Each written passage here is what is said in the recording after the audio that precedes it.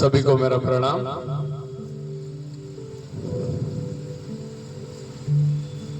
कि जब हम चार लोगों के बीच में बैठते हैं और किसी की बुराई करते हैं तो यकीन मानिए वहां से जाने के बाद भी आपकी भी बुराई ही होगी। एक बहुत अच्छी कहानी जिससे ये बात सार्थक होगी, ये बात हमें समझ में आएगी। मृत्यु कब आती है किसकी किसी को भी पता नहीं होता है। एक व्यक्ति घर के बाहर बैठा होता है, यमराज जी उसके पास आते हैं और उसे कहते हैं बहुत प्यास लगी है, पानी पिला दो। ठीक है, वो व्यक्ति अंदर जाता है, पानी भर के लाता है, उनको पानी पिलाता है। पानी पीने के बाद यमराज जी बोलते हैं कि मैं यमराज हूं और तुम्हें लेने आया हूं। व्यक्ति चौंक जाता है कि अरे मामला खत्म, फिनिश। तो पर तुमने बहुत अच्छा पुण्य का काम किया है, किसी प्यासे को पानी पिलाना बहुत पुण्य का कार्य है और तुमने वो पुण्य कार्य किया है। मैं तुमसे प्रसन्न हूँ और मैं चाहता हूँ कि अब सब तुम्हारा हाथ में है, तुम जो लिखोगे वो हो जाएगा। वो एक डायरी निकालते हैं, व्यक्ति भी बड़ा प्रसन्न होता है कि कहाँ तो ये मुझे लेना आए थे और मुझे इतना बढ़िया वरदान दे रहे हैं कि मैं जो लिखूंगा वो हो जाएगा। ठीक है, वो भी बड़ा प्रसन्न होता है। यमराज जी अपने पास से एक डायरी निकालते हैं और बोलते हैं तुम्हारे पास 5 मिनट का समय है, जो लिखना है वो लिखो, वो सब हो जाएगा जो तुम लिखोगे। ठीक है, वो डायरी खोलता है तो पहला पेज पे लिखा रहता है कि जो तुम्हारे राइट साइड में पड़ोसी रहता है वो उसकी 1 करोड़ की लॉटरी लग जाएगी, लॉटरी लगने वाली 1 करोड़ की।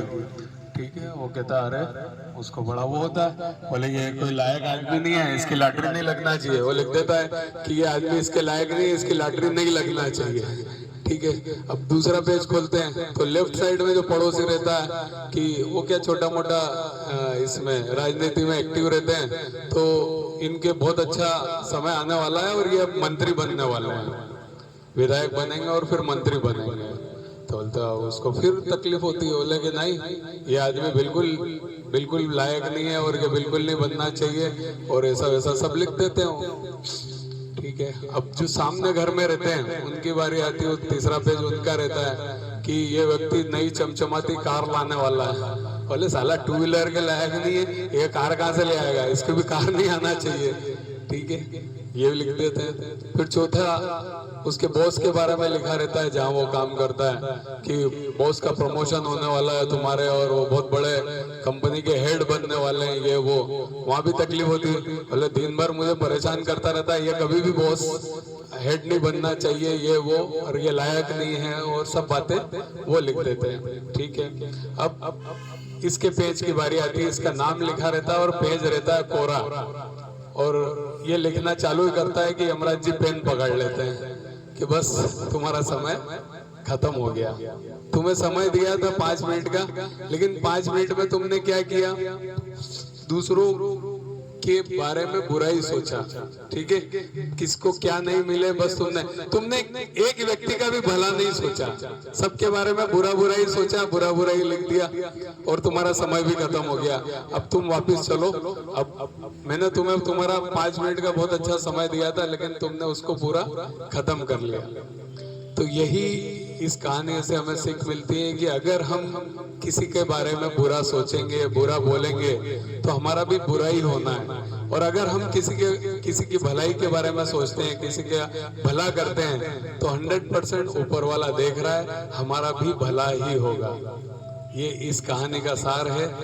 तो ये कहानी से हमें शिक्षा मिलती है कि हमेशा हम 24 घंटे में कितना समय दूसरों की बुराइयों में व्यतीत कर देते हैं। उस समय को अगर हम अपने ऊपर लगाएं, हम में क्या कमियां हैं उनके ऊपर लगाएं, तो चमत्कार हो सकता है। ठीक है, तो अपनी कमियों को ढूंढें, उनको सही करें, दूसरों की बुराइयां बंद करें। इस कहानी का यही सार, यही शिक्षा है। एक अच्छा भजन करते हैं।